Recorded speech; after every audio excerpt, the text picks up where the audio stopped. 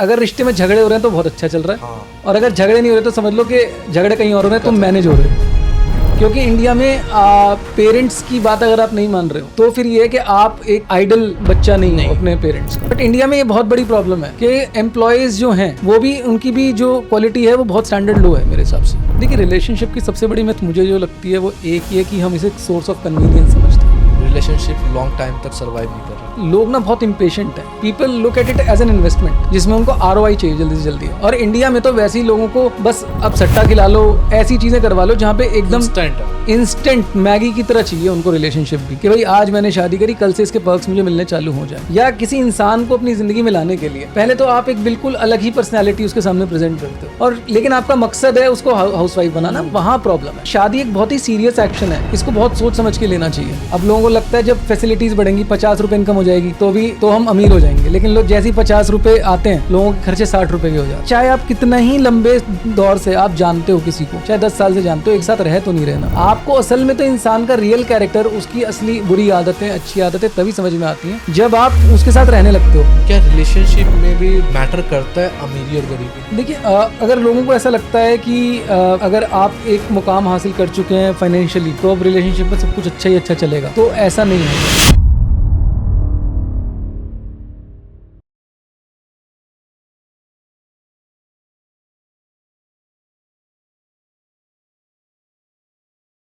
मोहित जी, सबसे पहले तो आपका स्वागत है हमारे शो PWS में।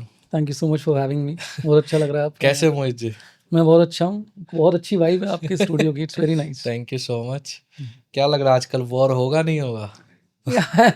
ये तो एक काफी मतलब दुनिया की निगाहें तो उधर ही टिकी है ना, पता नहीं क्या होगा आज। मैं थोड़ा सा बचता हूँ ज़्यादा देखने से न्यूज़, क्योंकि मुझे ऐसा लगता है कि एक बहुत ही कॉन्फिडेंशियल और एक ऐसा मैटर है जो सेंसिटिव है।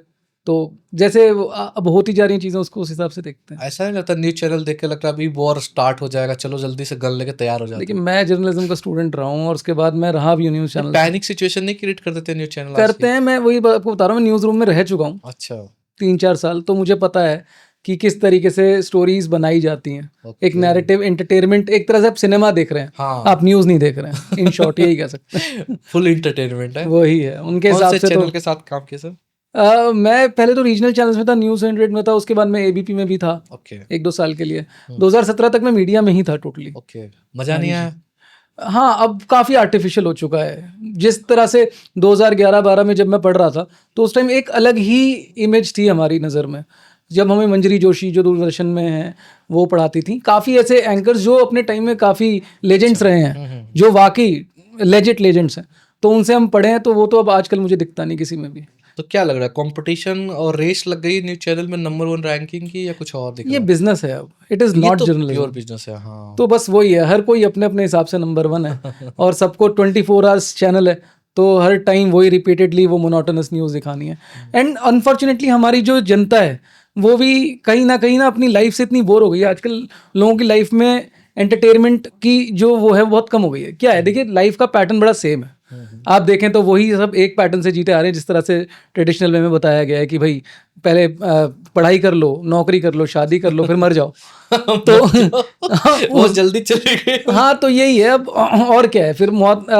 यही 4 स्टेजेस में लाइफ को डिवाइड कर रखा है। खासकर हमारे देश में अगर आप देखें तो जो एक सोर्स ऑफ एंटरटेनमेंट है वो बहुत कम है हमारे 24 आवर्स में। तो इन चैनल्स के थ्रू ही हम थोड़ा सा सेंसेशन ढूंढते हैं अपनी लाइफ में कि कुछ। बट आजकल न्यूज में मुझे क्या लगता है ना, आप मॉर्निंग में देख लो एक शो और दिन भर देख लो, फिर वो ऐसा नहीं लगता कि खींच रहे हैं चैनल को बस। वो है ही नहीं ना कंटेंट।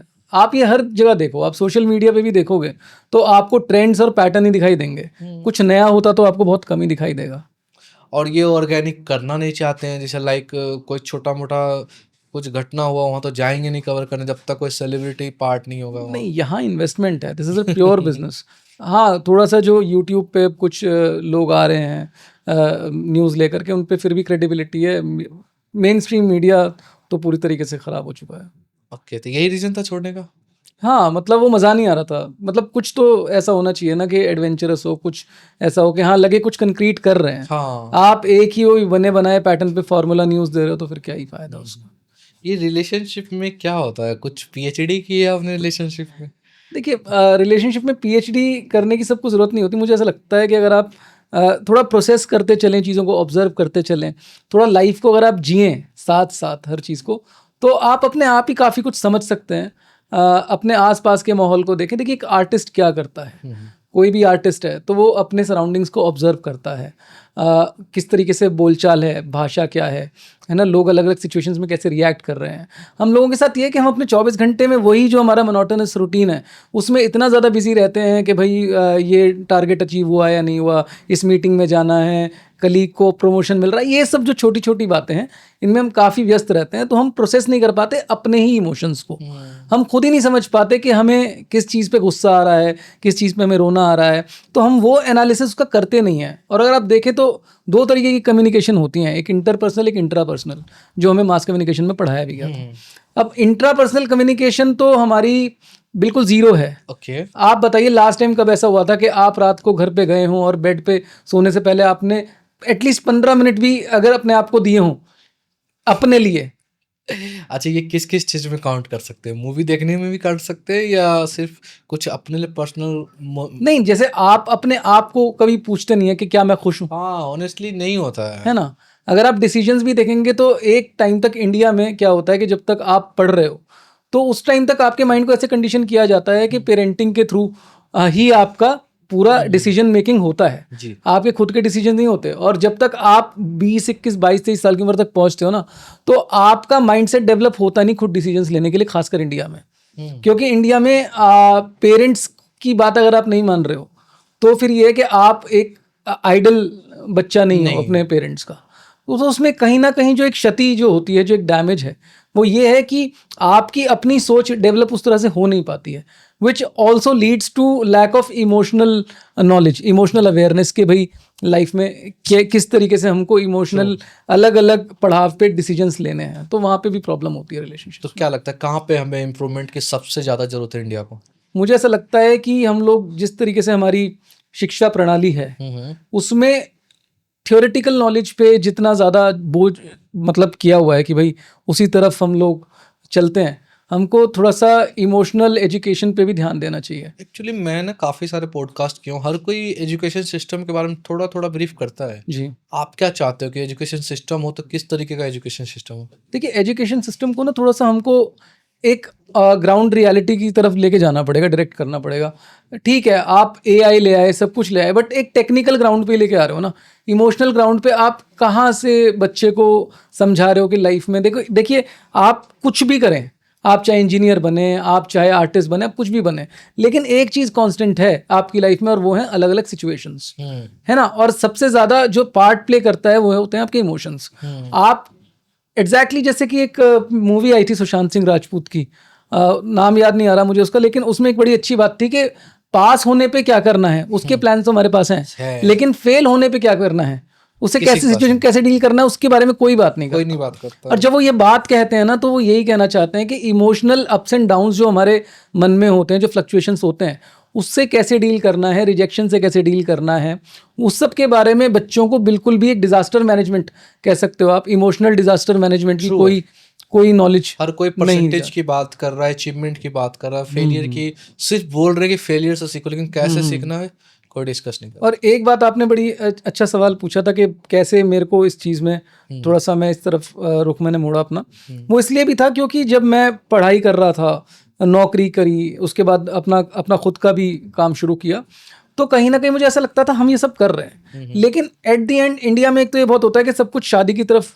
डायरेक्टेड होता है कि मोटिवेशन सबसे बड़ी यही है कि शादी तभी होगी जब आप एक अच्छे इंसान बनोगे या अच्छे आप काम करने वाले बनोगे। आपका इमोशनल के बारे में तो कोई बात नहीं करता, फाइनेंशियल स्टेटस के बारे में बहुत बात करते हैं। ओनली सर वो ही है। तो उस सफ़र में हम अपने बहुत सारे ना अपने एथिकल ग्राउंड्स पे, मॉरल ग्राउंड्स पे बहुत सारी चीज़ों को स्वाहा कर देते हैं, क्योंकि कहीं ना कहीं जब कोई से पूछ ही नहीं रहा है ना, तो फिर क्यों आदमी ध्यान देगा। लेकिन जब आपकी शादी होती है तो आपको समझ में आता है, या आप किसी रिलेशनशिप में, तो आपको समझ में आता है कि जो भी चीज़ें आपने अभी तक करी, आपको सक्सेस मिली, आप बहुत पढ़ लिए, आप IIT पास आउट हो गए, आपको बहुत अच्छी जगह जॉब मिल गई, लेकिन जब आप पलट के घर आते हो 7 बजे, उसके बाद ये सारी चीज़ें नल एंड वॉइड हो जाती हैं, है ना। उसके बाद अगर कुछ काम करती है तो आपकी इमोशनल अवेयरनेस काम करती है ना। आपकी वाइफ भी मान लीजिए वर्किंग है ना। आजकल तो कल्चर यही है कि दोनों वर्किंग होते हैं, दोनों अपनी अपनी फ्रस्ट्रेशन लेके घर पे आ रहे हैं, है ना। अब आप दुनिया के मापदंड पे तो आप बहुत एजुकेटेड हो, आप बहुत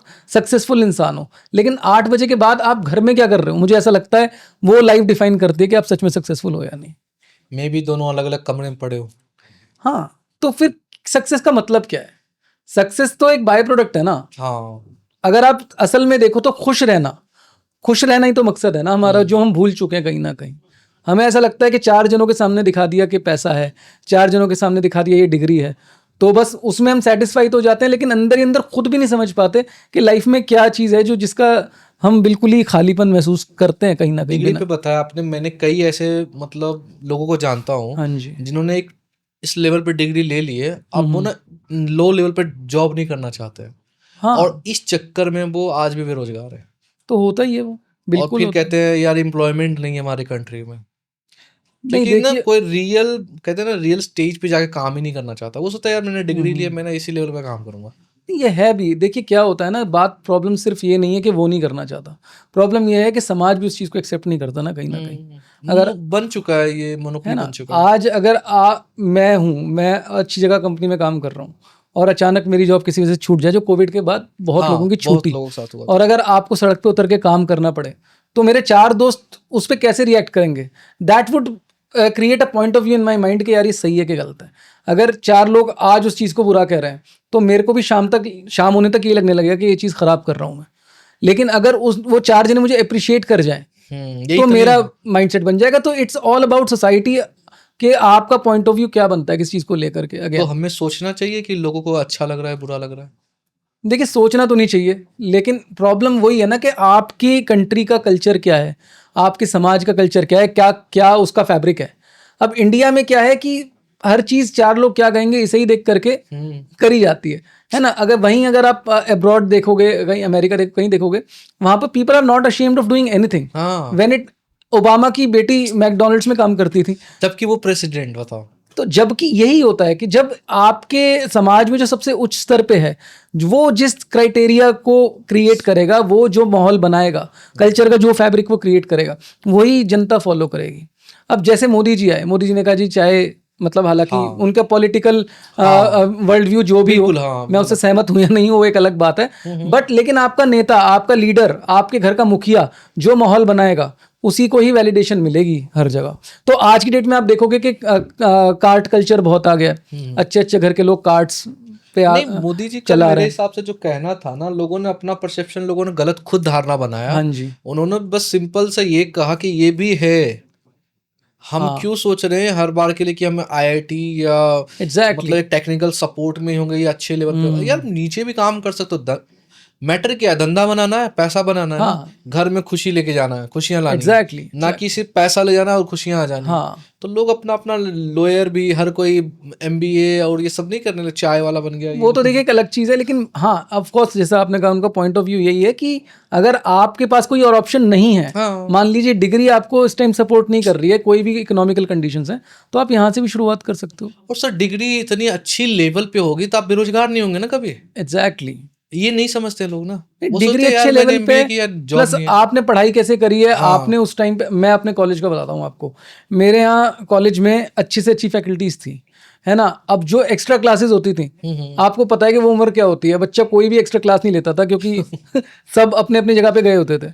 अब उस जब एज में ही दिक्कत है सर। एग्जैक्टली वो एज ही है ना, वो क्या कहते हैं उसको कि भाई वो एक उम्र ही ऐसी है कि कुछ इश्क किया, कुछ काम किया उस एज में कभी। पता है क्या कहते हैं लोग? यार ये लाइफ में दोबारा नहीं आनी है। हाँ, और कुछ लोग कहते हैं यार ये सच में लाइफ दोबारा नहीं है, सीरियसली पढ़ लो। हाँ, एग्जैक्टली। बस वही कहानी है। तो देखिए डिग्री तो मिल रही है, लेकिन क्वालिटी ऑफ एम्प्लॉयमेंट जो है वो अच्छी नहीं है। मुझे ऐसा लगता है कि अगर आप अपना जब डिग्री तो ले लेते हो, डिग्री तो आपने बाय हुक और बाय क्रुक ले लेना है। है ना, वो आपने एकेडमिक एजुकेशन कैसे भी कर ली, लेकिन क्वालिटी तो नहीं, आप एक क्वालिटी एम्प्लॉय तो नहीं बने ना। आप अपनी कंपनी के लिए एसेट नहीं हो, आप सिर्फ एक लाइबिलिटी हो। बिल्कुल सर। तो फिर एम्प्लॉयर को भी गाली नहीं दे सकते, है ना। जब आप पढ़ रहे थे तभी आपका पढ़ाई में दिमाग नहीं था, कैसे न कैसे करके आपको डिग्री तो मिल गई। बट इंडिया में ये बहुत बड़ी प्रॉब्लम है कि एम्प्लॉयज़ जो हैं, वो भी, उनकी भी जो क्वालिटी है वो बहुत स्टैंडर्ड लो है मेरे हिसाब से अभी। लाइफ की सबसे बड़ी मिथ क्या है सर आज की डेट में? और लाइक या रिलेशनशिप के सबसे बड़े मिथ कह लो।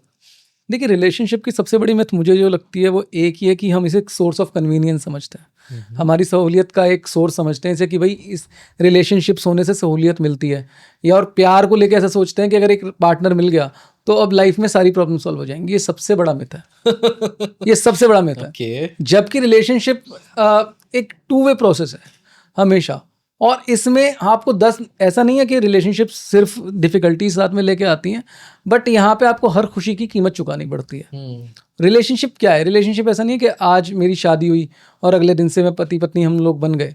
वो हम समाज की नज़रों में बन तो गए, लेकिन असल में एक दूसरे के हम सफ़र हम तब बनते हैं जब हम किसी ना किसी पड़ाव पे एक दूसरे का साथ दे देते हैं, जहां पर रिश्ता टूट भी सकता था। मेरा मानना है जब तक 2-3 आप सिचुएशंस ऐसी पार ना कर लो जहां पे आपका रिश्ता टूट जाता, लेकिन आप लोग की नीयत अच्छी थी तो आप लोग निकाल गए, उस दिन आप क्वालिफाई करते एक दूसरे को अपना पार्टनर कहने के। तो मोस्टली क्या मिसकंसेप्शन है, या मोस्टली लोग क्या कुछ कर रहे हैं इसमें जो रिलेशनशिप लॉन्ग टाइम तक सरवाइव नहीं कर रहा?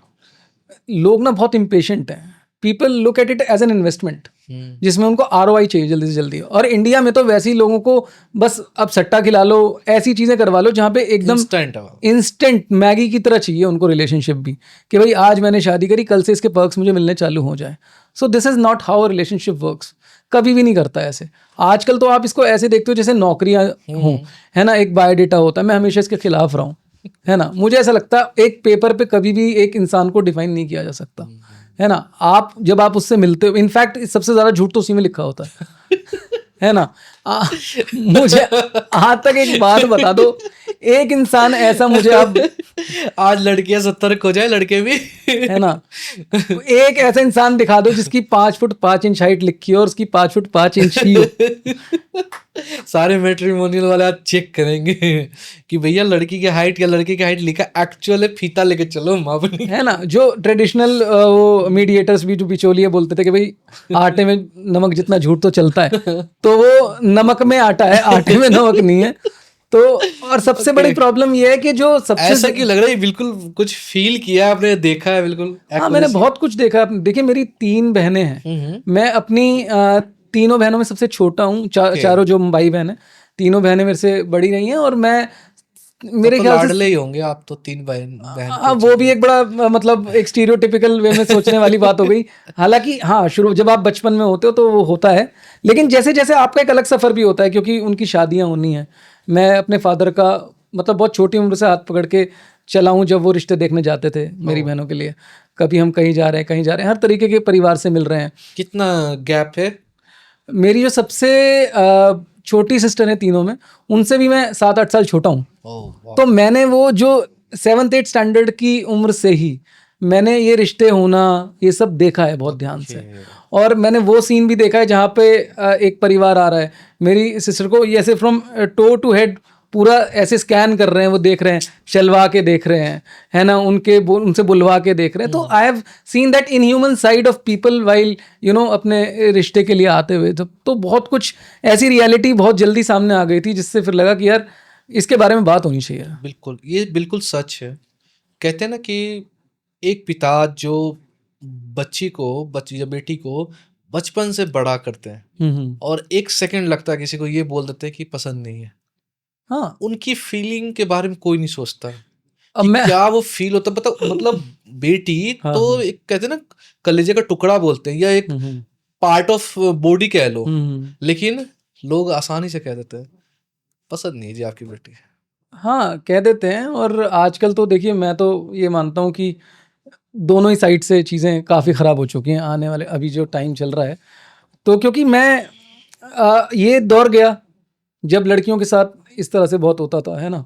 उसके बाद धीरे धीरे दौर बदला। देखिए मैं भी आपको एक बड़ी, आपको हंसी भी आएगी शायद इस बात पे, कि एज अ टीनेजर मेरा ये एक सिनेमैटिक वो था, डिज़ायर था कि भाई जैसे पिक्चरों में दिखाते थे लड़की चाय लेके आती है, लड़का जाता है, क्योंकि हमें स्कूल में तो लड़कों को इतनी इज्जत मिलती नहीं। विवाह मूवी देखिए, लड़कों को पहली बार तभी इज्जत मिलती है जब लड़की ऐसे चाय लेके आती है ना। तो हालांकि थोड़ा सा मतलब मिसोजिनी है इसमें, लेकिन वो डिज़ायर था जैसा भी था एज अ टीनेजर मेरा।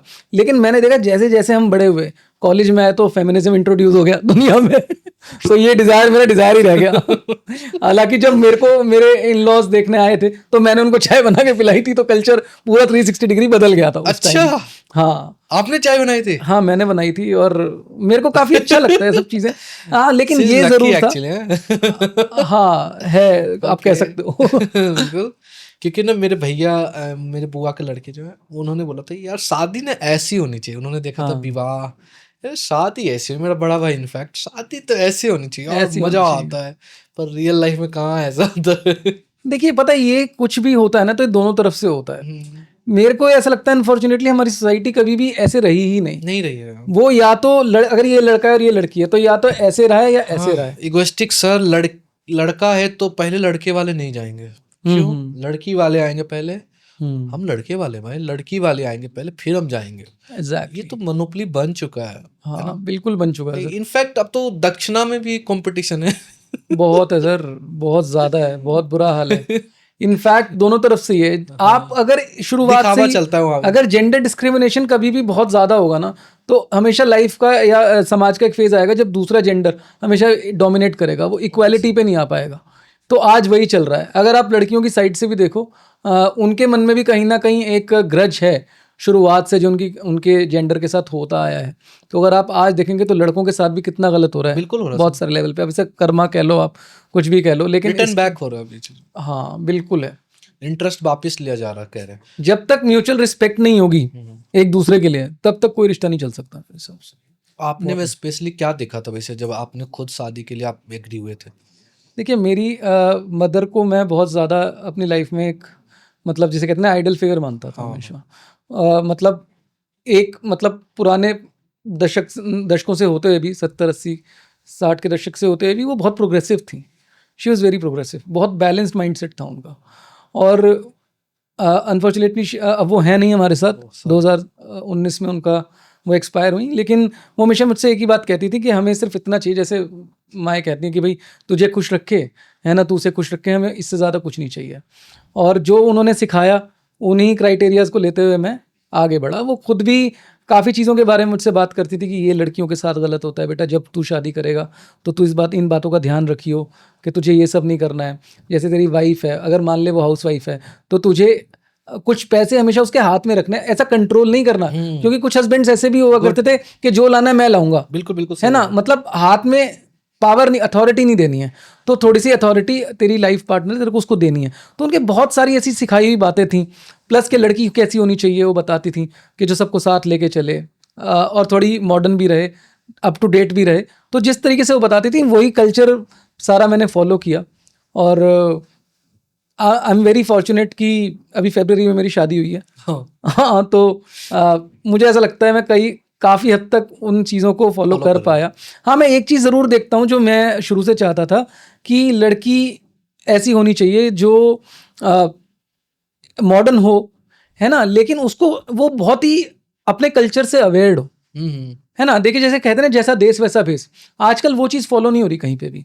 हर कोई हर कंडीशन में बिल्कुल उस कंडीशन से विपरीत चलना चाहता है कि अगर कोई वेस्ट से इन्फ्लुएंस्ड है तो ये नहीं देखेगा कि मैं कहाँ पर हूँ, वो वहाँ पर भी वही करना चाहेगा जो उसका माइंडसेट है कि नहीं दिस इज माय लाइफ। ये सब जो वेस्टर्न कल्चर खुद छोड़ता जा रहा है हम उसे अपनाते जा रहे हैं, पता नहीं क्यों, बिना ये अवेयर हुए कि यहाँ पर ये इस पर्टिकुलर कल्चर में, इस एनवायरनमेंट में ये कंपैटिबल नहीं है। तो वो चीज़ मैं चाहता था कि इतना तो मेरी वाइफ में अपनी ओपिनियन सेल्फ ओपिनिएटेड हो कि उसे पता हो सही और गलत के बीच में फ़र्क। तो वो ऐसी है and I am very fortunate to have her. कभी आपने ऐसा फील किया जैसे लाइक एक तो जो लड़कियां शहर में रहती हैं है ना, और एक गांव में रहती हैं, कई बार वो शादी करके आती है लेकिन वो आसपास की चीजों को देखकर इन्फ्लुएंस हो जाती है और वो चाहती है सेम फॉलो करें हम भी। तो मैं वहीं पर ही बात कर रहा था ना, सेल्फ ओपिनिएटेड होना, अपना दिमाग होना, अपनी समझ से चलना। आजकल क्या होता है, जो रील्स में बता दिया गया, जो टीवी पर ट्रेंड चल गया, ट्रेंड को फॉलो किया जाता है भेड़ चाल की तरह, है ना, कि एक फोमो क्रिएट हो जाता है, फियर ऑफ मिसिंग आउट, के भाई ये कर रही है तो मैं भी करूंगी। खुद को नहीं करना है वो, चाहे इस ड्रेस में कंफर्टेबल है नहीं लेकिन पहननी है, चाहे उस एनवायरनमेंट में कंफर्टेबल अल्कोहल में है या नहीं है लेकिन करना है। I have been into this industry media में जहाँ पर लड़कियाँ एक्सपोज होती हैं इस तरीके के एनवायरनमेंट से जो उन्होंने कभी नहीं देखा। And I have seen immense change in them in 3 months 4 months। इतना मैंने चेंज देखा है, जो वो बिल्कुल अलग पर्सनैलिटी थी और अब 4 महीने बाद अपने आसपास देख करके बिल्कुल अलग हो गई। वो हो जाता है सर। आर्ग्यूमेंट में भी कुछ हेल्दी आर्ग्यूमेंट होते हैं क्या सर? हाँ बिल्कुल होते हैं। क्या किस तरीके का हेल्दी आर्ग्यूमेंट होता है? हेल्दी आर्ग्यूमेंट देखिए, आर्ग्यूमेंट तो एक एसेंस है किसी भी रिलेशनशिप का। अभी जाकिर खान को अगर आप सुनते हैं उनके स्टैंड अप, तो मैं तो बहुत सुनता हूँ। उन्होंने एक बात कहा था, कुछ चीजें अच्छी लगती हैं उनकी, कि अगर रिश्ते में झगड़े हो रहे हैं तो बहुत अच्छा चल रहा है, हाँ। और अगर झगड़े नहीं हो रहे तो समझ लो कि झगड़े कहीं और हो रहे हैं, तुम मैनेज हो रहे हो। कुछ तो प्रॉब्लम है। अगर डिप्लोमेटिकली रिश्ता चल रहा है तो फिर वहां उस रिश्ते में कोई इमोशन है ही नहीं। वो सिर्फ, जैसे कहते हैं ना, आजकल तो इस तरीके की कभी शादियां हो गई हैं जहाँ पे लड़का लड़की कहते हैं कि ठीक है, समाज के एक्नॉलेजमेंट के लिए हम साथ में हैं, बाकी हम बाहर कहीं भी जाके कुछ भी कर सकते हैं। और वर्स्ट वहाँ हो जाता है जहाँ पर एक जना तो इसीलिए आया है, उसका पर्पस यही है कि भाई शादी सिर्फ समाज को दिखाने के लिए हो जाए और बाहर में अपनी मर्जी जो भी करूँ। तो वहाँ पर जो दूसरा बंदा होता है वो बहुत सफ़र करता है। तो ये भी एक बहुत ही गलत दिशा में हम लोग जा रहे हैं, मुझे ऐसा लगता है। आर्ग्यूमेंट बहुत ज़रूरी है। आर्ग्यूमेंट होते हैं तो आपको एक दूसरे की पर्सनैलिटी का वर्स्ट साइड दिखता है, और वो जितनी जल्दी दिख जाए मुझे ऐसा लगता है उतना ज़्यादा अच्छा है। सर एक बात बताओ ना, आप फील करते हो कि 30 से 40% मेन शादी इसलिए करते हैं, उनको लगता है कि यार मेरी कैरिंग के लिए होना चाहिए, मतलब मैं सुबह उठूं तो मुझे चाय नाश्ता मिले, घर आऊं तो फिर मुझे चाय नाश्ता मिले, टॉवल मिले, नहाने के लिए गर्म पानी हो। आपको लगता है कि 30 to 40% के 70 to 80% यही चाहते हैं? ओके, चाहते हैं, लेकिन साथ साथ अब ये हो गया है, उसमें चैलेंज नहीं था।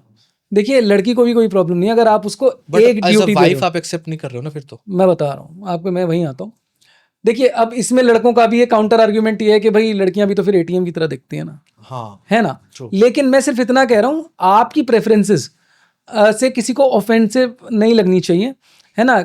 मेरा कोई राइट नहीं बनता कि आपकी प्रेफरेंस पे मैं क्वेश्चन करूं, है ना। अगर एक लड़का चाहता है कि मुझे हाउसवाइफ चाहिए, इस तरह से चाहिए, तो प्रॉब्लम वहाँ आती है जहाँ वो अपनी प्रेफरेंसेस को क्लियरली बताता नहीं, और नहीं रहता। जैसे शुरुआत में तो बहुत प्रोग्रेसिव होकर दिखाते हैं लड़के, हर कोई लड़का अपने आप को बाबिल खान बन के दिखाता है ना। हर कोई ये दिखाता है कि भाई ओ मैम प्लीज डोर खोलेगा। वो क्यों चला गया तो वहाँ क्यों चले गया? तो क्योंकि वो काफी मतलब दिखाते हैं ना, मतलब वो फेमिनिस्ट हैं और ये सब, तो आजकल एक वो प्रतीक बन गए हैं उस चीज का। तो शुरू में सब बाबिल खान बन के दिखाते हैं, बाद में सब एंड्रयू टेट हो जाते हैं।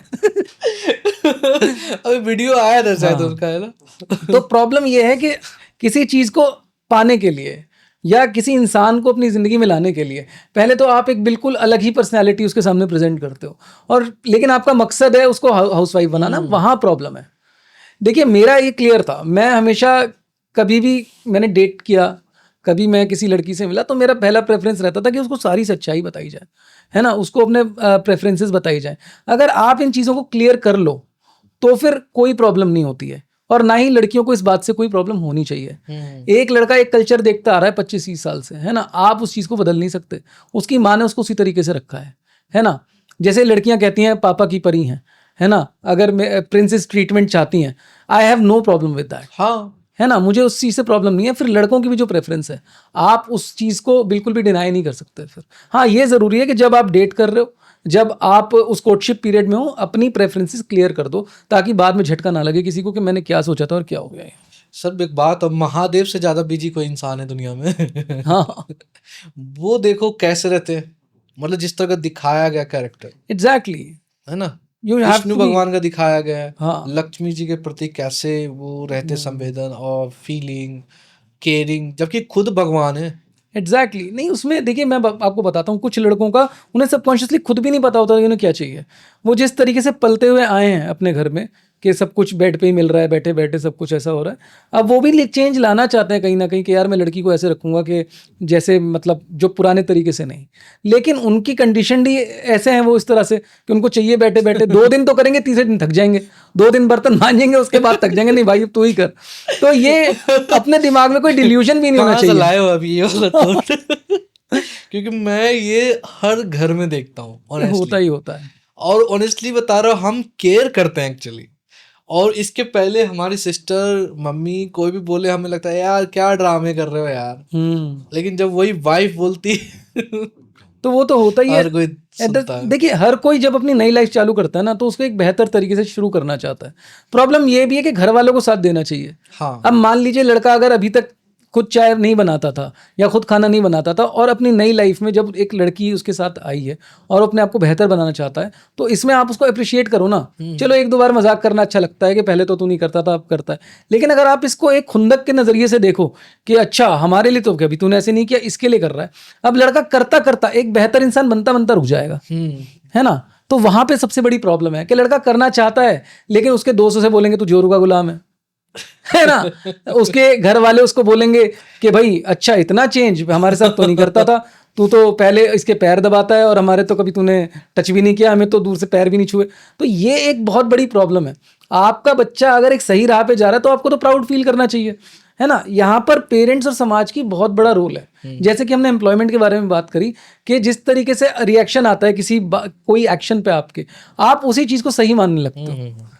ये कई लोग, आपने ये सुना होगा कि स्टार्टिंग में कह देते कि यार मैं तो अपनी वाइफ को स्टार्टिंग में ही बोल दिया था ये पैरामीटर है, ये काम है, वो तुम्हें हैंडल करना पड़ेगा, इसके लिए मैं डिस्कशन नहीं करूंगा फर्दर। आपने कुछ इस तरह का सुना रिलेशनशिप में? हाँ तो करते हैं। अब देखिए दोनों तरफ से हो सकता है ना। हाँ। कई बार देखिए लड़की को अगर लड़के में कुछ ऐसे एलिमेंट्स दिख रहे हैं जो वो जिसकी वजह से वो अट्रैक्टिव है, कि अट्रैक्टेड है कि भाई मुझे करनी है शादी, अब तो लड़कियां भी छुपा जाती हैं कई बार बात। लेकिन स्टार्टिंग में कई लोग बोल देते हैं ना, फॉल्स कमिटमेंट कर देते हैं ना, लाइक कि यार मुझे खाना तो बनाना नहीं आता है, तुम देख लो अपना। ठीक है यार हम रख लेंगे काम, तो मैं काम वही ना, करने तो के लिए। It becomes a false commitment ना। लड़कों की तरफ से भी होता है, लड़कियों की दोनों तरफ तरफ से से भी होता है।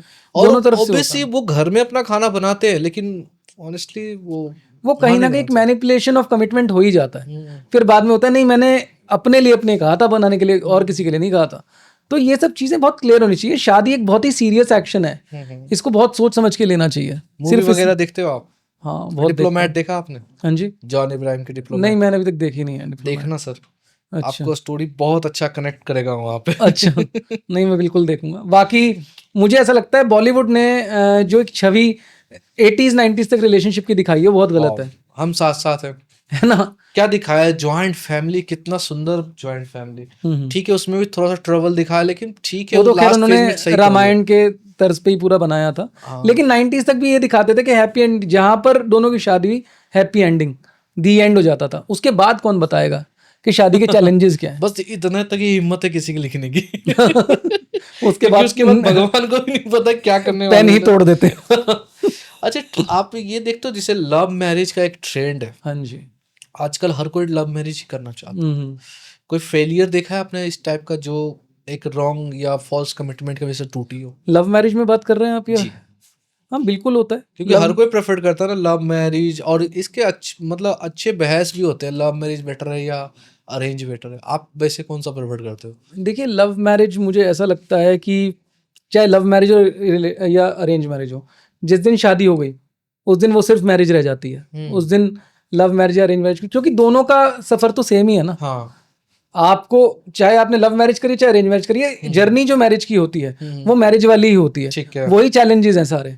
आपको सुबह उठना है, नौकरी पे जाना है, रिश्तेदारों को खुश रखना है, बॉस को खुश रखना है, एक दूसरे को आपस में खुश रखना है। लव मैरिज में भी अरेंज मैरिज में भी है ना। आपको सोसाइटी के बीच तो रहना ही है चाहे आप कुछ भी करो। अब लव मैरिज में प्रॉब्लम कहाँ आती है? जहाँ पे आपकी अपनी मैरिज से एक्सपेक्टेशन बहुत हाई होती है। अब आपको ऐसा लगता है कि आप शादी से पहले जाते थे कहीं घूमने चले गए, है ना, मनाली चले गए, मैकडी चले गए, कहीं बैठ गए। अब लव मैरिज के जैसे ही मैरिज में कन्वर्ट हुई है, मतलब अभी तक अफेयर था, अब जैसे ही मैरिज में कन्वर्ट हुआ फिर ये सारी चीजें खत्म हो जाएंगी, क्योंकि now you have to run for your life, you have to run for the money, और आपको रोज रात को कमा करके आना है। बच्चा हो जाएगा तो फिर अगेन फिर तो बिल्कुल अरेंज मैरिज ही बन जाएगी लव मैरिज। तो चैलेंजेस चक्कर में भी कई रिलेशनशिप टूटते हैं। आपको लगता है कि वो जो चीज़ें कंप्रोमाइज होती है, आप जब मैरिड नहीं होते हो, इंडिविजुअल लाइफ जीते हो, है ना, लगता है कि ठीक है, एक लड़कों की तरफ से भी होता है, एक लड़कियों की तरफ से होता है कि यार चल ठीक है, एटलीस्ट अपने पार्टनर को बेटर फील कराना है, हम रेस्टोरेंट ले जाते हैं। वही सेम जब शादी हो जाती है तो एक सिचुएशन अलग हो जाता है। क्यों? रिस्पॉन्सिबिलिटी आ जाती है फैमिली के साथ, और आप खुद एक रिस्पॉन्सिबिलिटी लेके आते हो। ये तो सर कि पार्टनर को ठीक रखना। ये तो बहुत बड़ी बड़ी बातें हैं, मतलब बहुत बड़े रिस्पॉन्सिबिलिटीज। मैं आपको एक छोटी चीज़ बताता हूँ। लिव इन को अगर आप छोड़ दें, खास करके वैसे आप लिव इन में देखेंगे तो वो लिव इन मैरिज में बहुत कम कन्वर्ट हो पाता है। लिव इन तो होना ही नहीं चाहिए सर, नहीं कन्वर्ट हो पाता। लेकिन मैं आपको जनरली एक बात बता रहा हूँ कि लिव इन ही एक ऐसे तरीका है जिससे आप शादी से पहले किसी को ऑर्गेनिकली जान सकते हो।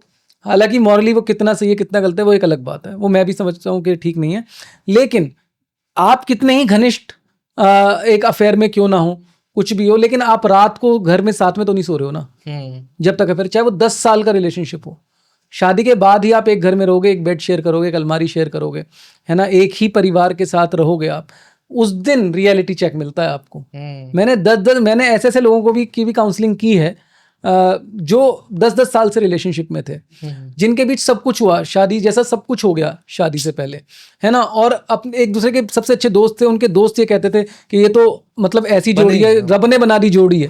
लेकिन 5 साल तक 6 साल तक इतने कॉम्प्लिकेशंस आ गए उसके बाद मैरिज में, है ना, मतलब इतना भी नहीं देखा कि कितना कल्चरल डिफरेंस है दोनों फैमिलीज में। क्योंकि जब आप एक इतने लवी डवी सिचुएशन से गुजर रहे होते हो ना, कोई दिक्कत नहीं है, दोनों एक दूसरे को प्यार कर रहे हैं, है ना, सब कुछ है, तो आप दुनिया के फैक्ट्स से हट जाते हो, है ना, फिर आप नहीं देखते, आप कहते हो मुझे करना ही करना है। और कुछ बॉलीवुड इन्फ्लुएंस इतना है कि मैं तेरे को दुल्हन बना के रहूंगा, है ना, सहरा बांध के आऊंगा, मेरा वादा है, और शाहरुख खान भी फिर। तो जब ये सब दिमाग में कहते ना, वो उन्होंने कहा था ना रामाधीर ने गैंग्स ऑफ वासेपुर में कि जब तक बॉलीवुड है जब तक लोग बनते रहेंगे। तो वो चीज होती है, बॉलीवुड इन्फ्लुएंस चाहे ना चाहे होता ही है लड़के के दिमाग में भी, कि जैसे लड़की से वादा करती है अब तो करूंगा ही करूंगा। मतलब मैं कहता हूँ, और लड़कियां भी फिर ऐसा प्रेशर बनाती है, तूने पहले क्यों नहीं कर। अरे मैं कहता हूँ, अगर शादी से 3 दिन पहले भी आपको लगे ना this is not going to work, बहुत प्यार से मना कर दो, ऑनेस्टली मना कर दो। मैं कह रहा हूँ जिसकी नियति पहले से गलत है कि मुझे करनी नहीं है, वो एक अलग बात है, that is a different thing. But still if you genuinely think even before 1 day of marriage कि भाई ये नहीं चल पाएगा, कोई फैक्ट्स ऐसे आपके सामने आ गए, आपको कोई सेल्फ एक्चुअलाइजेशन, कुछ ऐसा रियलाइजेशन हो गया, तो आपको नहीं आगे बढ़ना चाहिए। सर मुझे क्या लगता है, चाहे लड़का हो या लड़की हो, मैं एक चीज नोटिस किया हूँ, हर कोई ना बेटर ढूंढने की कोशिश करता है। एक रिलेशनशिप कमिटमेंट चल रही है हमारी और आपकी, ठीक है, हम क्या करते हैं, हम ट्राई करते हैं कि और बेटर क्या ऑप्शन है, लड़की हो या लड़का, बोथ के लिए।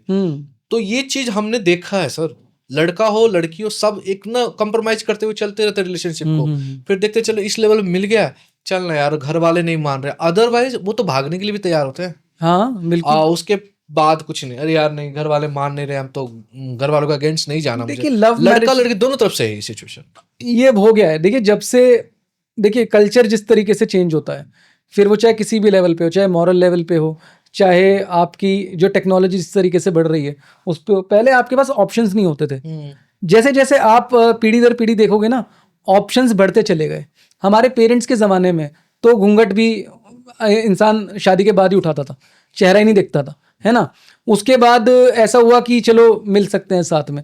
तो जैसे जैसे हम आगे बढ़े ना, उस तरीके से ही रिश्तों की जो एक डेप्थ है वो कम होती चली गई। 90s में गाने सुन लो ना सर, उधर हीरो डांस कर रहा है, इधर हीरोइन डांस कर रही है, वही ना, तो एक डिस्टेंस वैसे भी डेप्थ बहुत होती थी लिटरली भी, तो बचे रह जाते थे। आजकल हम जोमेटो के उसमें जी रहे हैं, आजकल हम क्विक कॉमर्स 2-10 मिनट में चीज़ें, है ना, सोशल मीडिया इतना पावरफुल है कि आप 10 जनों से बात कर सकते हो, है ना, आप 10 मिनट में कुछ भी ऑर्डर कर सकते हो। आपको जिस कैटेगरी का रिलेशनशिप चाहिए, आपको ओपन रिलेशनशिप चाहिए, आपको मैरिज चाहिए, आपको जो भी, उसके लिए हर एक के लिए स्पेसिफाइड ऐप है ना। शादी के बाद आपको कोई पार्टनर चाहिए, ब्लाइंड डेटिंग चाहिए, है ना, एक्स्ट्रा मैरिटल अफेयर के लिए dating, everything has got an app for it. तो जब इतने ऑप्शंस आ जाते हैं तो आपका फोकस तो हटना बनता ही है उस चीज से। तो डेप्थ इसलिए भी नहीं है रिश्तों में, क्योंकि अगर एक झगड़ा भी हो गया तो you have like multiple people on Instagram asking you to you know reaching you out के भाई बात कर लो मेरे से। तो जब आपको लगता है कि मेरे पास 10 ऑप्शन और हैं, तो आप फाइट मारना ही नहीं चाहते हो रिश्ते में, बचाना ही नहीं चाहते एक्चुअली। तो वो एक जो लड़कियों में भी कहीं ना कहीं है कि मेरे पास 100 डीएम पड़े हैं, मैं तो किसी से बात कर लूंगी। एक फेक ईगो है ना, हालांकि वो आएगा एक भी नहीं किसी मुसीबत के टाइम पे, नहीं आएगा, है ना। और लड़कों को भी ऐसा लगता है कि यार इस डेटिंग ऐप पे चला जाऊंगा, बैंकॉक चला जाऊंगा, this nothing is going to give you that pleasure. क्यों बोल रहे हैं यार, किसी को जाना हो आप तो जाना ही बंद करा दोगे यार। तो वो तो वैसे भी जिस तरह के हालात चल रहे हैं मुझे लग रहा है कैसे ही जा पाएंगे। लेकिन कोई भी चीज, कहने का मतलब ये अपार्ट फ्रॉम जोक, कि भाई कोई भी चीज आपको लॉन्ग टर्म प्लेजर नहीं दे सकती। Only a good and healthy relationship, organic relationship can give you that pleasure जो आपको हमेशा खुशी देगा। नहीं तो एक डोपामिन ही है। हाँ, जैसे आप शराब पीते हो, कुछ देर का नशा हुआ, मजा आता था, आपने किसी से मजा तो आता ही है। अच्छा पीते नहीं इतना कुछ ज्यादा नहीं है, थोड़ा बहुत। हाँ तो स्टार्ट वहीं से होता है सर। मतलब हाँ एग्जैक्टली वो, लेकिन बट मैं प्रमोट नहीं करता इस चीज को, मैं खुद I try to minimise it जितना पॉसिबल हो सकता है।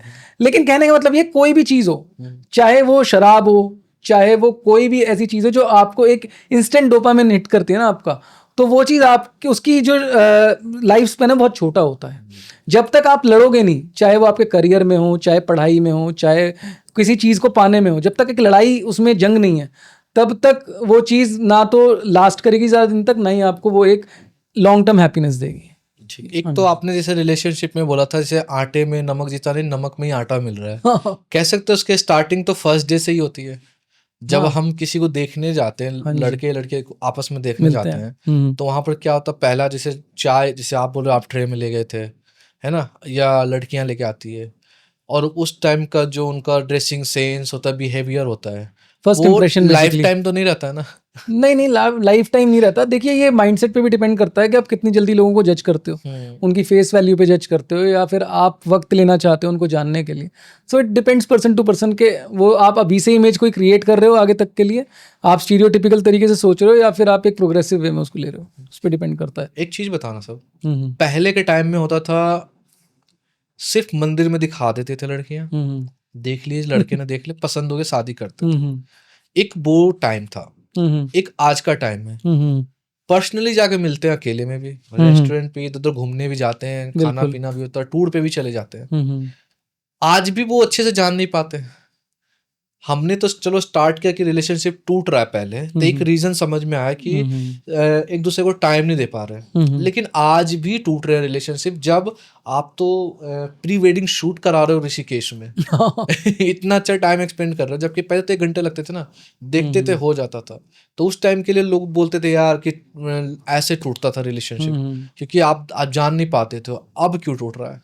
देखिए, ये बिल्कुल ऐसा ही है कि जैसे आपकी आज 10 रुपए इनकम है, तो आपका खर्चा 6 रुपए का है जी।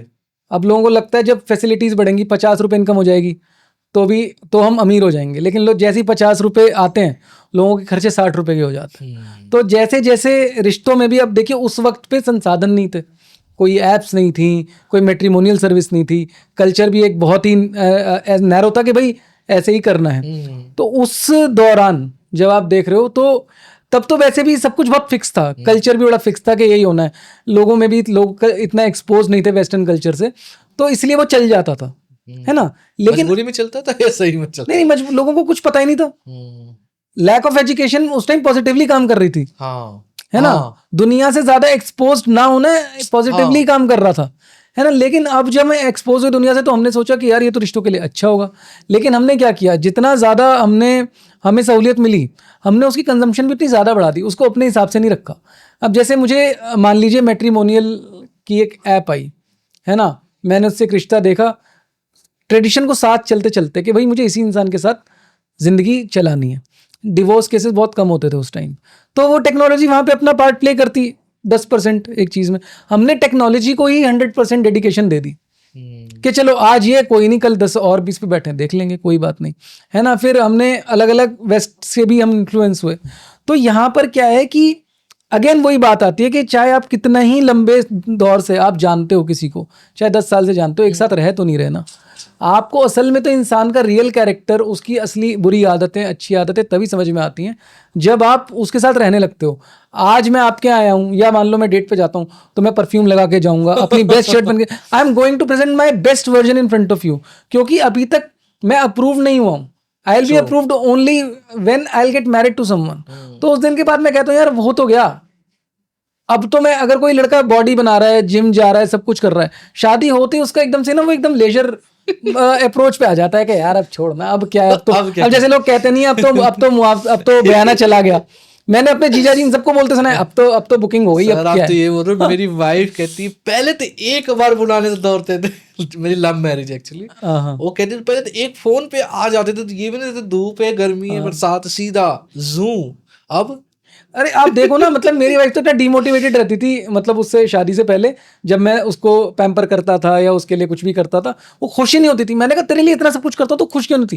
कहती है, सब मेरी फ्रेंड्स कहती हैं शादी के बाद ना सब बदल जाता है तो मैंने कहा अभी तो इसको जी ले, तो अभी तो इतना डिमोटिवेटेड क्यों है? तो मैंने कहा नहीं, मैं करूंगा। तो कहती देखेंगे, उसके बाद खुश होंगे बाद में और ये लड़के लड़कियां ना आपस में कंपेयर बहुत करते हैं, सेम एज ग्रुप के जो होते हैं ना, ये आपस में बहुत अनबीटेबल कंपटीशन करते हैं। अच्छा फलाने ने ये, तो मैंने ये, अच्छा वहां गया, मैं मुझे वहां जाना, उसने ये लिया मुझे ये लेना। हाँ, तो वो तो होता ही और होता है। लाइफ जीने में नहीं एक्सपेंड कर रहे हैं, ये नहीं देख रहे कि ये दोनों जी कैसे रहे लास्ट। आज एक बात बताना, आज अगर आपकी वाइफ के साथ 7 डेज के लिए हम लॉकडाउन कर दे, बंद कर दे, तो आप रह पाओगे?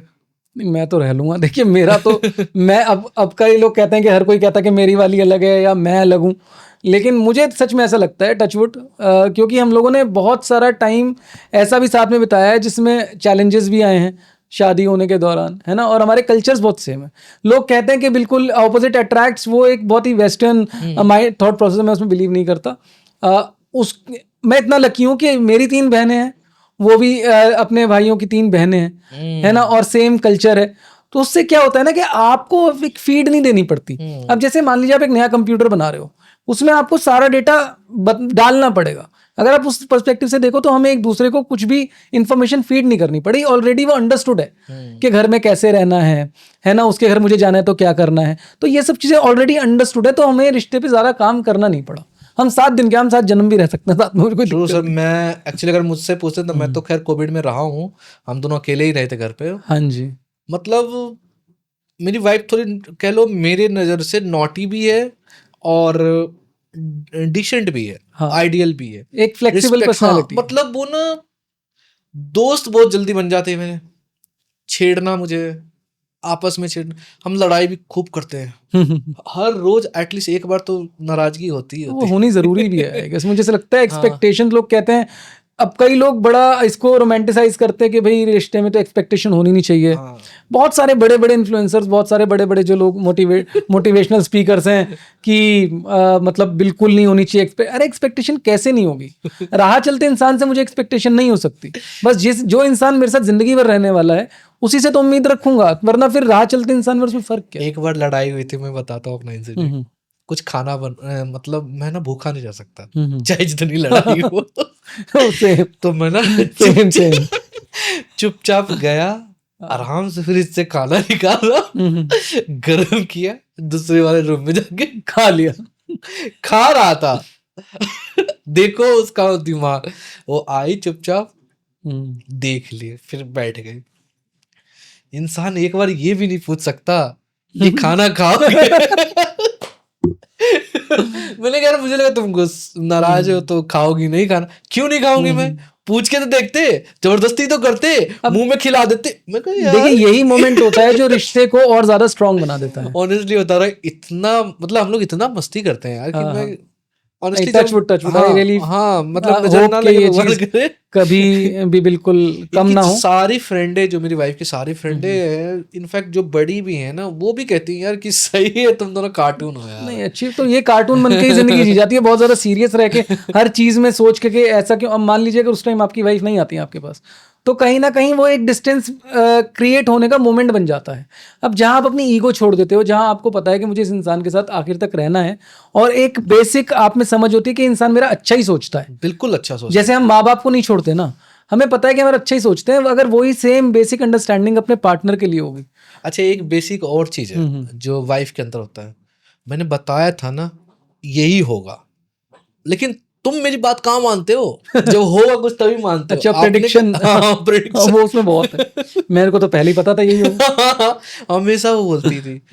मैंने बोला था आपको, अब गोल्ड है। जब 48 लेकिन था ना, लड़कियों की आप मानोगे ना सिक्स सेंस होती भी है, सच में होती है, एक्चुअली सच में। क्योंकि जब एक पॉइंट ऐसा आया था जब मेरी शादी, मुझे ऐसा लगता था हमारी शादी नहीं होगी, and she was 100% damn sure कि होना ही होना है। अच्छा, मुझे अभी तक याद है, हम लोग सीपी में बैठे थे हनुमान मंदिर के बाहर, तो मैं एकदम बिल्कुल लव कम अरेंज है, तो उस टाइम हम बैठे थे, तो कुछ थे ऐसे डिफरेंसेस जिस वजह से फैमिलीज में ओपिनियन के कि ऐसा लग रहा था कि नहीं हो पाएगा। तो उसका इंट्यूशन इतना स्ट्रांग था कि देखना कोई नहीं, अगले साल हम एक साथ शादी के बाद यहाँ आएंगे। मैंने कहा तू क्या बकवास कर रही है, कुछ भी डायलॉग मत मार। तो हम गए शादी के बाद एक साथ। तो मुझे कुछ लगता है लड़कियों में भगवान ने वो सिक्स सेंस डाल के भेजी है। तो आपको इसलिए ही कहते हैं कि जो घर के डिसीजंस हैं हमेशा उसके साथ रह के लेने चाहिए। लड़कों में एक बहुत बड़ी प्रॉब्लम है, वो हमेशा पता है किसी बात तेरे को कुछ नहीं पता। हाँ, जब तक आप उसको वो रिस्पेक्ट नहीं दोगे, उसके साथ मिलकर नहीं चलोगे, चाहे आपको 100% श्योर हो किसी चीज में, फिर भी आप उसे साथ जरूर लो। सुबह उठ के जब आप शर्ट पहन के जाते हो तो उससे एक बार जरूर पूछो कि ठीक लग रही है ना, मैं ठीक लग रहा हूँ ना। मैं सर कपड़े ही बोलता हूँ दे दो पहनने के लिए, कहते हैं यार टावल तक नहीं मिलता। इनफैक्ट मैं जब नहाने जाता हूँ ना, अगर वो टावल नहीं दी है तो समझ लो मैं बिना टावल के अंदर गया हूँ, फिर अंदर से आवाज मारता रहूंगा भाई टावल दे दो यार, यार तुम्हें टावल। इनफैक्ट सॉक्स नहीं मिलता सर, मैं इससे ज्यादा क्या बताऊं। और ये और मैं डिपेंड आंखों के सामने होता कई बार, लेकिन नहीं मिलता मुझे। और ये डिपेंडेंसी बहुत सुंदर है, मुझे ऐसा हाँ। लगता है जब तक आप डिपेंडेंट नहीं हो अपने पार्टनर पे तो वो रिश्ता रिश्ता ही नहीं है। आप साथ ही इसीलिए आए थे क्योंकि एक को एग्जिस्टेंस क्रिएट करनी है ना आपको, कि भाई इस चीज़ के लिए मेरी शादी हुई है इस इंसान से। अगर आप पूरी तरह से इंडिपेंडेंट हो तो फिर आपको क्यों चाहिए कोई और। अगर उसमें फिर रिश्ते में सोल खत्म हो जाएगी, सामने वाला भी एक पॉइंट के बाद सोचेगा कि यार मैं क्यों ही हूँ इस रिश्ते में, मेरी एग्जिस्टेंस क्यों है यहाँ।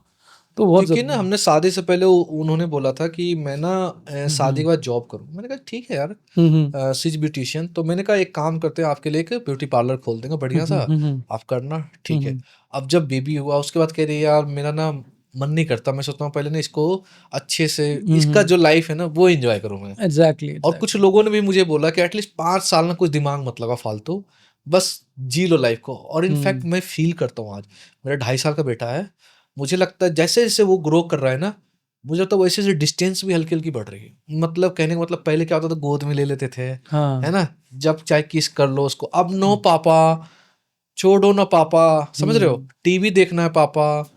मतलब सोता था जब छोटा था तो मैं ऐसे चेस्ट पे लेके सोता था उसको, तो मुझे वो किक मिलता था। Exactly. और मैं ना डेली चाहता था ऐसा एंजॉयमेंट हो, लेकिन अब नहीं हो पाता सर। देखिए कुदरत अपना ऐसे काम करती है, change is the only constant thing. हाँ। वो होता ही होता है। मेरे भी भांजे भांजी, अभी तो खैर शादी अभी हुई है, मेरे खुद के बच्चे तो अभी नहीं है खैर, लेकिन जैसे वो जब वो छोटे थे तो वो आकर के चॉकलेट मांगते थे या कुछ भी, हम पे डिपेंडेंट थे। अब वो बड़े हो गए तो एक लगता तो है ही अंदर से, लेकिन ये होता है वक्त के साथ, वो चेंजेस को एक्सेप्ट करना पड़ता है। मेरे दोस्तों ने बोला भाई घर जाता है कुछ ना कुछ ले जाया कर, डेली ले जाया कर वैसे। हाँ। मैंने कहा बिगड़ तो नहीं जाएगा नहीं नहीं। कह रहा उस चीज ऐसी चीजें मत ले जाना जो बिगड़ जाए बस। हाँ देखिए, इसमें एक और एक बहुत इंपॉर्टेंट पॉइंट है, जब आप स्कूल सिलेक्ट करते हैं बच्चे के लिए तो माँ बाप कैसे करते हैं कि भाई बेस्ट स्कूल होना चाहिए। बेस्ट स्कूल होना चाहिए, ये परफेक्ट बोला आप। बेस्ट स्कूल की डेफिनेशन क्या है? हाँ। बेस्ट स्कूल की डेफिनेशन ग्लोबल स्कूल नहीं है। है ग्लोबल स्कूल नहीं है। आज मेरी सिस्टर भी टीचर है और वो अपने ही स्कूल में, मैं स्कूल का नाम नहीं लूंगा, लेकिन वो अपने स्कूल में मेरे भांजे को नहीं कराती है। नहीं कराते हैं। वो कहती है, क्योंकि मैं खुद एक दिन उसके छुट्टी के बाद उसके स्कूल के पास से निकल रहा था, तो सर जो मैंने माँ और बहन मुझे सुनाई दी है वहाँ पे 5th और 6th स्टैंडर्ड के बच्चों के मुंह से, तो मैंने कहा ये इतना अच्छा स्कूल, इतना रेप्यूटेड स्कूल। अब मैं समझा, मैंने कहा बहन अब मेरा समझा कि तू इसको तनुष को क्यों नहीं डाल रही है वहाँ पे। तो बेस्ट स्कूल की डेफिनेशन वो नहीं है। ज्योग्राफिकली अगर आप देखेंगे, मेरी जो एजुकेशन हुई है 5 गली छोड़ के मेरा स्कूल था, है ना, और मुझे ऐसा लगता है I am doing pretty good in life, उससे कोई ज्यादा फर्क नहीं पड़ता। लेकिन अगर आप बच्चे को डे बोर्डिंग में डाल दो, हाँ। या आप ऐसे सोचो कि पेरेंट्स, जैसे आपकी वाइफ ने कहा कि भाई मैं इस प्रोसेस को एंजॉय करना चाहती हूँ, ये एक बहुत ही खूबसूरत चीज़ है जो आजकल मदरहुड में देखने को नहीं मिलती है। ये बात है। आजकल पेरेंट्स क्या चाहते हैं कि भाई हम दोनों जा रहे हैं काम करने के लिए, तो कोई ऐसी जगह मिल जाए जहां से बच्चा कम से कम 7 बजे लौट के आए, नहीं सर, है ना, 7 बजे लौट के आए, तो फिर बच्चा आपको क्या समझेगा? आपने तो देखा है स्टूडियो में ही आया हुआ है। तो ये कितनी अच्छी बात है ना। और बच्चा भी देखिए सबसे इंटरेक्ट करने की एक वो है, वो मेरे को देख के स्माइल कर रहा है, मतलब हमारा भी दिन अच्छा हो जाता है जब बच्चा इस तरह से होता है। बच्चों में वो भाव खत्म होता जा रहा है आजकल उस वजह से, क्योंकि जब वो आया के हाथ में पलेगा, जब वो ज्यादा स्कूल में रहेगा तो कल्चर तो वहीं से लेके आएगा ना घर पे। कलयुग के बारे में बोला भी तो गया सर। एग्जैक्टली। डॉगी को इंसान पालेंगे, इंसान को आया पालेगी। एग्जैक्टली। तो यही हो रहा है। फिर वो सच है हमारा। आपका बच्चा कहाँ रहा? अब मैं अपनी वाइफ से पहले भी कहता था, मैंने कहा देख ऐसी बात है, हम लोग जॉब कर रहे हैं ठीक है, but when it comes to parenting it is very important that at least for 8 hours a person stays at home. Truly sir. वो चाहे इसमें it's not about gender, irrespective of gender, एक इंसान पेरेंटिंग के लिए ज़्यादा से ज़्यादा अवेलेबल होना चाहिए। बच्चे में आप वो सारे संस्कार तभी डाल सकते हो, वरना बहुत मुश्किल हो जाएगा। फिर ये जो कमर्शलाइजेशन स्कूल्स का हो गया कि भाई स्विमिंग पूल दे रहे हैं, एसी दे रहे हैं, अगर 4 घंटे रुकना है तो वो भी दे रहे हैं, जीटी करनाल रोड पे जाके स्कूल है, बच्चा रह रहा है ईस्ट दिल्ली में, मथुरा रोड पे भी कई चले जाते हैं दिल्ली से। फिर आप क्यों डीपीएस है? एग्जैक्टली आपको ऐसा लगता है कि बच्चे को अगर हम अपनी औकात से बड़े स्कूल में भेजेंगे तो वो कुछ अलग निकलेगा, लेकिन नहीं, इस पे मैं बोलूंगा आप हाँ बोल। अगर आप 50,000 रुपए महीने का कमाते हो और आपका बच्चा ऐसे स्कूल में जा रहा है जहाँ के पेरेंट्स 2 लाख रुपए 5 लाख रुपए महीना कमाते हैं, ट्रू सर, तो वो ऐसे ऐसे कल्चर शॉक में आएगा ना। अब वो वहाँ पे पजामा पार्टीज हो रही हैं, रात में बच्चे एक दूसरे के घर रुक रहे हैं, उसके फादर उसको प्ले स्टेशन ला के दे रहे हैं। अब आप एक बात बताओ, उसमें तो इन्फीरियर सेंस ऑफ इन्फीरियोरिटी आएगा ही आएगा, वो सेंस ऑफ इन्फीरियोरिटी को आप में भी डाल देगा कहीं ना कहीं, तो जो एक आपके पूरे सिस्टम को हिला के रख देगा। फिर आप अपने लिमिट पुश करोगे कि लोन लोगे, ईएमआई लोगे, तो आप ये देखो इट्स अ फुल सर्कल।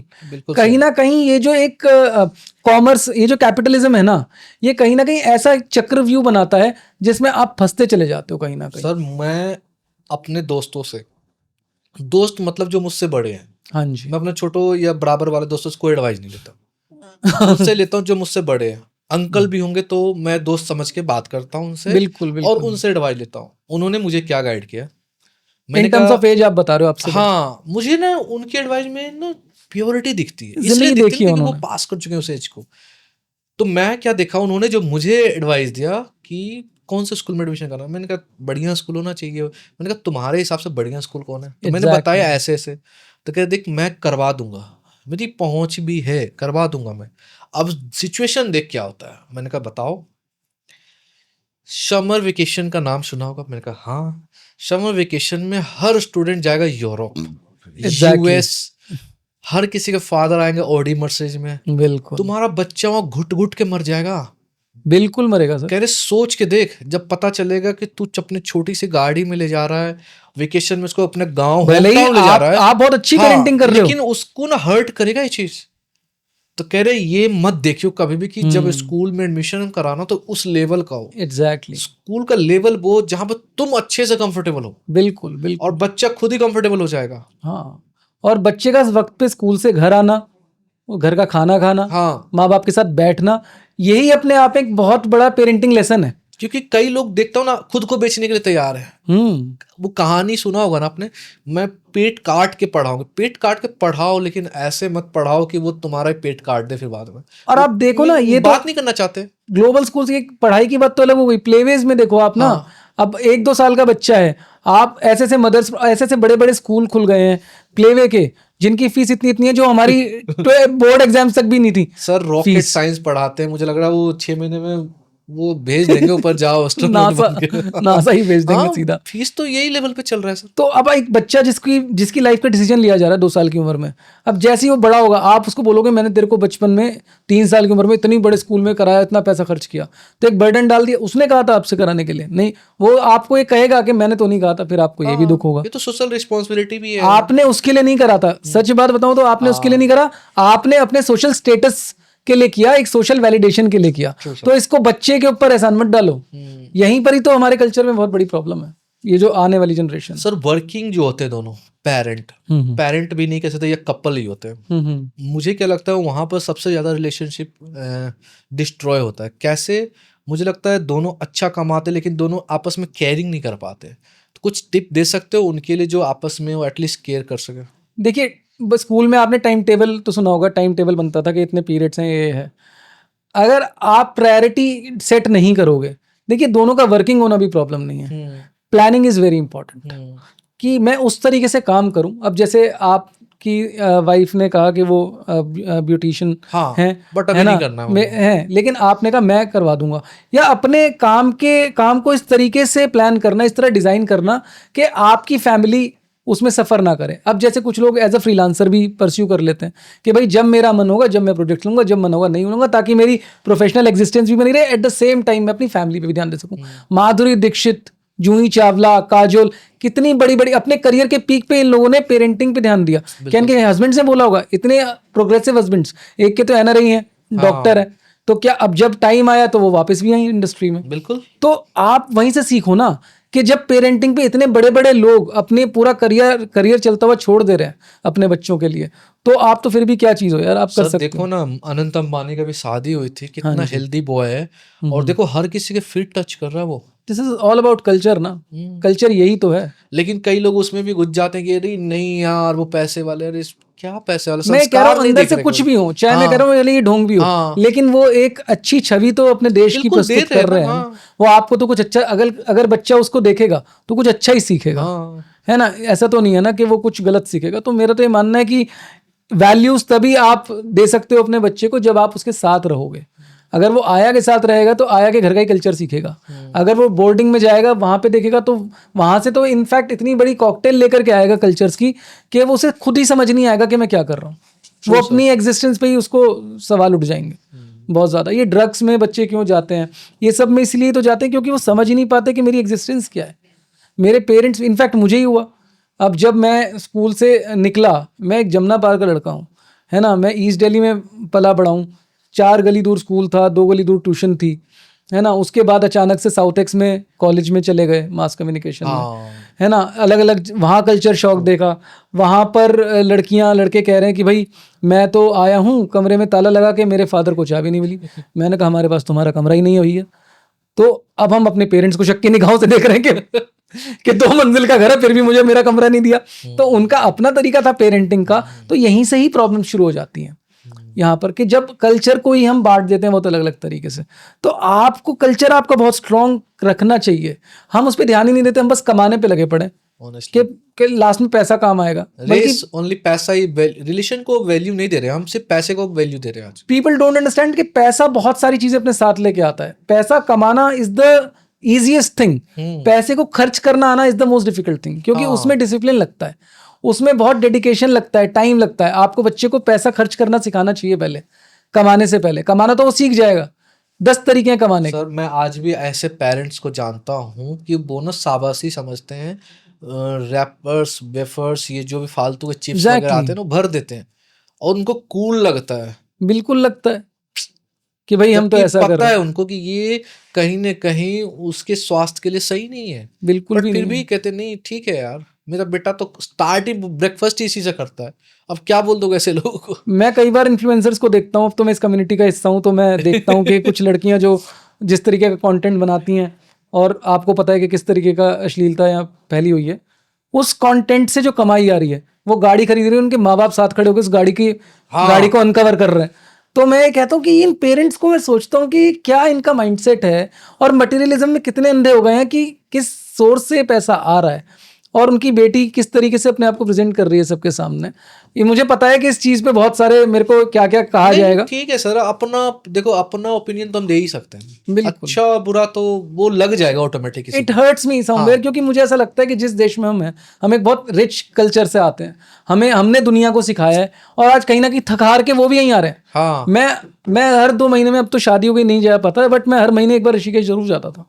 मैं जब आप ऋषिकेश जाओगे ना और एक ऊंचे होटल में रहोगे तो आपको छत दिखाई देंगी ऋषिकेश की। बहुत सारे फॉरेनर्स वहाँ पे बैठे हैं, फ़ोन लगा करके अपना योगा सीख चुके हैं और पूरे अपने देश में सिखा रहे हैं अपने यूट्यूब चैनल्स के थ्रू। तो अगर आप थोड़ा सा ऐसी जगहों पे जाओगे तो आपको रियलिटी समझ में आएगी कि दुनिया खुद आज बट वो उनको फोन से एक्सप्लोर करना है ना, सिर्फ रील में तो बनाना है। एग्जैक्टली वो रियल लाइफ। मैं मेरी वाइफ को भी यही कहता हूँ, हरिद्वार हम लोग गए थे ना, मैंने कहा यार देखो यहाँ पर आके ऐसा नहीं तो लाइफ स्थिर सा हो गया, स्थिर हो जाती है वहाँ, कितना रुक सा गया। तो वो कह रही हाँ, एक रील सिंगल नहीं बना है। मेरे एक दोस्त है आकाश चौधरी, अच्छा यूट्यूबर है वो, काफी फेमस भी, उन्होंने बना दिया हमारा कि चलो भैया मैं बनाता हूँ। तो मैंने कहा यार देख तू बना रहा कोई दिक्कत नहीं, लेकिन हमने उस पर फोकस नहीं किया किसी चीज। अब मुझे कई लोग बोलते हैं एज ए क्रिएटर, कई लोग बोलते हैं अरे रोज की 4 स्टोरी पोस्ट करो, रोज का ये पोस्ट करो। मैंने कहा देखो भाई ऐसा आई am not a conventional creator, है ना। मैं तो इन्फ्लुएंसर शब्द ही मेरे को तो बड़ा इसकी रेट पिट गई है बिल्कुल बहुत बुरी तरीके से। मेरा जब मन करता है, मेरा इंट्यूशन कहता है कि मुझे इसका बारे में बात करनी चाहिए तो मैं करता हूँ। मैं रोज की स्टोरीज नहीं डाल सकता।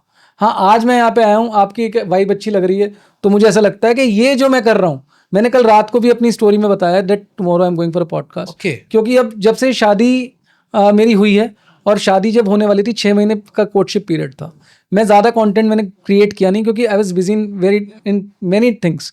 मेरा बिजनेस भी है, वहाँ पर भी मेरा ध्यान था, तो I was not too much into. अब लोग क्या करते हैं कि पूरे दिन आपने अपना काम किया, रात को बैठ के कुछ भी 4 वीडियोस देखे निकाल कर, अच्छा ये चल रहा है इस पे वीडियो बना दिया। तो उसमें कहाँ से डेप्थ है। अब पिछले 8-9 महीने से लोग मुझे कहते हैं सर आप कंटेंट क्रिएट नहीं कर रहे हो, आप सामने नहीं आ रहे हो। मैंने कहा उस दिन आऊँगा जिस दिन मेरे पास कुछ कहने को अच्छा होगा, और अब शुरू कर रहा हूँ फिर से। तो ये जो इंस्टाग्राम का ट्रेंड है ना, जो आपको सिखाता है कि रोज कुछ ना कुछ डालो, यही कहीं ना कहीं बर्बाद कर रहा है मैं। सर वो कह रहे काम धंधा छोड़ो और आ जाओ यहाँ पे। आप जब कुछ बोलो, जब आपको लगता है कि ये वर्थ है, ये वैल्यू दे रहा है। सर का मीनिंग ही गलत है आज, बिल्कुल गलत है सर। आज आप हेल्दी कंटेंट दे रहे हो, रिलेशनशिप पे बात कर रहे हो, दिस इज द कंटेंट और हेल्दी कंटेंट। लेकिन कोई सुनना नहीं चाहेगा। अभी आप किसी चीज की फालतू की बात करो, मैं आपको देखो बात इस पे बताता views हूँ, आएंगे मिलियन में। लोग सुनना चाहते हैं। In fact I am very fortunate कि भाई इस तरह के कंटेंट में, और मेरे कुछ, अगर आप वीडियोस देखोगे शुरुआत से, तो मैं कुछ एडिट ज़्यादा नहीं करता हूँ वीडियोस को, कोई ग्राफिकल इतनी वैल्यू है नहीं उसमें, but still people just stop and listen to it. क्यों? क्योंकि ये कहीं ना कहीं रिलेट करते हैं अपनी लाइफ हाँ। से। चक्कर ये है कि इस पे बात ही नहीं होती है। बात नहीं होती है, रिलेशनशिप पे तो खास करके नहीं होती बात। बिल्कुल। अब बायोडेटा की जो हमने बात करी, अगर इस पे आप बात कर दो तो एक बहुत बड़ा तबका है जो आपको कहेगा अरे ये तो बहुत ज़रूरी है, इसके बिना कैसे चलेगा, कल्चर ही ये बन गया है। तो जब इस तरीके की बातें आप बताते हैं और कुछ ऐसी वॉइस उठाते हैं जो बहुत लोगों की आवाज़ बनना चाहते हो आप, तो फिर आपका कंटेंट चलता है और वही लोग आपकी तरफ आते हैं जो सच में उस चीज़ से रिलेट करते हैं और समझते हैं कि हाँ कुछ डिफरेंस सोसाइटी में क्रिएट हो रहा है। वही लोग चाहिए, बेमतलब का क्राउड चाहिए भी नहीं। वो तो है सर, आजकल तो सक्सेस को भी लोग नेगेटिविटी से कर रहे हैं। जैसे लाइक बिल गेट्स सर हैं, डाइवोर्सी हैं जी, ठीक है। जेफ बेजोस हैं जी, डाइवोर्सी हैं जी। दो चार ऐसे मिलीनियर का ले लेते हैं एग्जांपल जी, डाइवोर्सी हैं। देखो डाइवोर्स लिया और बन गया। अरे भाई क्यों लिया है, बहुत कैसे लिया? टॉक्सिक, बहुत टॉक्सिक हाँ, माहौल है, हाँ। बहुत ज़्यादा टॉक्सिक माहौल है। इनफैक्ट अभी भी कुछ दिन पहले भी मैं कहीं यही सब पढ़ रहा था कि भाई लड़की आजकल ज़िंदगी में आ जाती है तो ऐसा हो जाता है। अब एक हवा चलती है कि जब लड़कियों को बुरा बोला जा रहा है तो सब लड़कियों के लिए बुरा बारे में ही बोलेंगे, बोलेंगे। इनफैक्ट अब ये हो रहा है कि भाई नेशनलिज्म के बारे में बात होनी है तो जिस हवा में ज़्यादा मेजोरिटी जा रही है वहाँ पे। अब मैंने स्टोरी डाली, अब लोग अपने एनालिसिस करते हैं। इंस्टाग्राम कहता है आप अपना एनालिटिक्स चेक करो कि भाई कौन सी ऑडियंस है, उसके अकॉर्डिंग कंटेंट बनाओ। हाँ। अब मैंने स्टोरी डाली थी कि परसों, शायद आपके किसी टीम ने देखी हो, तो 10% of my audience comes from Pakistan. Okay. मैंने देखा एनालिटिक्स में, जब चेक किया, क्योंकि अनफॉलोज एकदम से आने चालू हुए जब मैंने स्टोरी डाली ऑपरेशन सिंदूर के बारे में, धड़ाधड़ अनफॉलो और मैसेज आ रहे हैं। मैंने मैसेज रिक्वेस्ट देखी, अनफॉलोज आ रहे हैं उसमें। तो फिर मैंने देखा कि कौन से ओरिजिन से हैं, तो पाकिस्तान से थे। तो एकदम से ही ड्रामेटिक चेंज आया। तो मैंने लिखा भी, मैंने कहा that I am not here to please people, I am not here to just get an approval कि भाई आपसे नहीं चाहिए मुझे। मैं जो कहता हूं, अगर मेरा माइंडसेट आपको समझ में आता है आप मुझे फॉलो करें, नहीं आता मत पता करें। है, ये बहुत अच्छी बात बताई आपने। आज भी हमारे यहाँ ना, हम अपने आप को नहीं फॉलो करके दूसरे को ही फॉलो करते हैं। एग्जैक्टली। हमसे ज्यादा तो लॉयल वो हैं। आप बिल्कुल। खुद ऑन रिकॉर्ड बोल रहे हो ना कि हाँ। अनफॉलो कर रहे हैं, लेकिन हमारे आज भी यंगस्टर में होंगे जो कुछ इनको फॉलो कर रखा हुआ, इनको फॉलो कर रखा। क्यों भैया? मुझे ऐसा लगता है, देखिए अपनी कम्युनिटी के लिए, अपने लिए बहुत यूनिटी First तो बहुत nation है इंपॉर्टेंट ना। है। नेशन फर्स्ट, मैंने हाँ। तब भी स्टोरी डालती है, नेशन ऑलवेज कम्स फर्स्ट। हाँ। आज अगर मैं और मेरा भाई हैं, अगर मान लीजिए वो गलत भी है, तो मैं उसे 10 लोगों के सामने कुछ नहीं बोलूंगा, मैं डिफेंड करूंगा, उसके लिए लड़ूंगा। हाँ, घर जाके मैं चाहे 4 चमाट लगा दूंगा उसे, हाँ। लेकिन 10 लोगों के सामने मैं कभी भी उसके लिए इसकी जगहसाई नहीं करूंगा। And that is how relationship works. क्योंकि दुनिया में क्या है, रिलेशनशिप ही तो है जो आपके साथ हर जगह खड़ा है। अगर किसी गली में कीचड़ है और मेरा भाई जा रहा है या मेरी वाइफ जा रही है, तो मैं उसे मना करूंगा, लेकिन अगर वो फिर भी जाना चाहेगी तो मैं उसके साथ वहां पे जाऊंगा। बिल्कुल जाऊंगा। तो यही, this is what relationship is all about. एक लास्ट क्वेश्चन करना चाहता हूँ सर, क्या रिलेशनशिप में भी मैटर करता है अमीरी और गरीबी?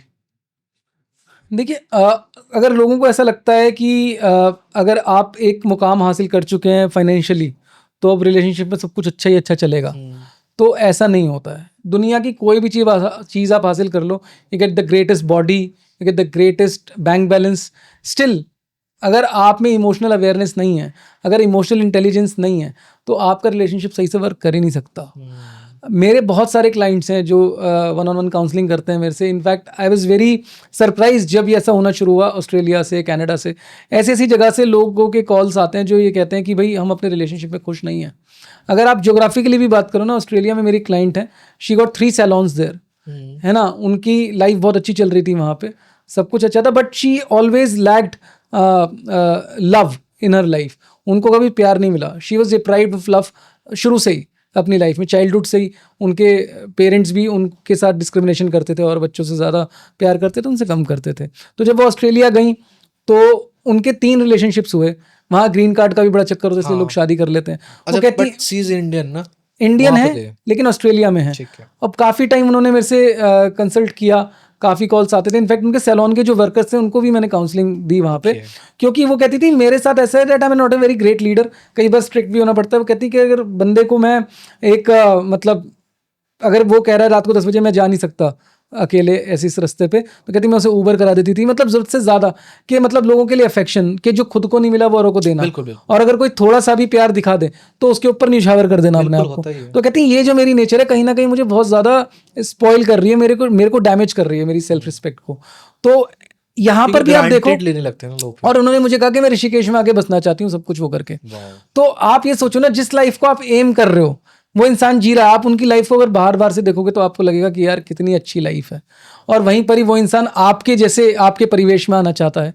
तो कभी भी पैसा जरूरी नहीं है कि आपको आगे ही बढ़ाएगा। अब रिच कपल्स जो होते हैं उनके भी अपने प्रॉब्लम स्टेटमेंट है, पैसा है लेकिन एक्सप्रेशन ऑफ लव नहीं है, honestly। इतने ज्यादा बिजी हैं। एक मेरी क्लाइंट थी, वो मिसेस न्यूयॉर्क थी, इंडियन ओरिजिन की थी और फिटनेस इन्फ्लुएंसर थी। वो कहती हैं कि मेरे हस्बैंड अफेक्शनेट नहीं है मेरी तरफ, जेस्चर्स नहीं दिखाते, कि मेरे को क्रिकेट देखना अच्छा लगता है, हमारे घर में कोई और नहीं देखता, क्रिकेट का सीजन आया तो आई एक्सपेक्ट दैट वो मेरे लिए वो सब्सक्रिप्शन लेके दें, हालांकि मैं ले सकती हूँ, बिल्कुल ले सकती हूँ। मैं स्टेडियम में जाके देख सकती हूँ, बिल्कुल। But still I want my husband to express his love through this gesture.